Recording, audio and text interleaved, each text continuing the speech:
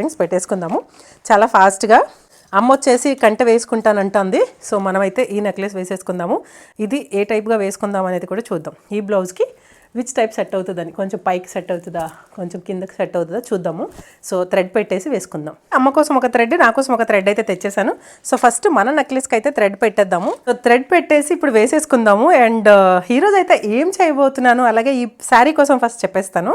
ఈ శారీ ఉల్లిపాయ తక్కువ ఉంటుంది కదండి, అలాగే కలర్ కూడా ఉల్లిపాయ కలర్లోనే ఉంది. కలర్ అయితే చాలా బాగా నచ్చిందండి. అంటే చాలా బాగుంది, వేసుకుంటే చాలా బాగుంది. చూడ్డానికి అంత అస్సలు అలాగ అనిపించలేదు, ఆగోదేమో అని అనిపించింది నాకు చూడ్డానికి. బట్ వేసుకున్నాక మాత్రం చాలా బాగా అనిపించింది. ఇది క్లాత్ లోంచి తీసుకున్నాను నేను, తాన్లోంచి. గైస్ కొంచెం కిందకైతే ఎలా ఉంటుంది గైస్ చూడండి, కొంచెం కిందకి కానీ వేసుకుంటే ఎలా ఉంటుంది లుక్. సో నేనైతే ఇలా వేసుకుందామని అనుకుంటున్నా. మరి పైకి కాకుండా కొంచెం డీసెంట్ లుక్ కావాలంటే ఇలా వేసుకోవాలి, లేదు కొంచెం ట్రెడిషనల్ లుక్ కావాలంటే కొంచెం పైకి వేసుకోవాలి అనమాట.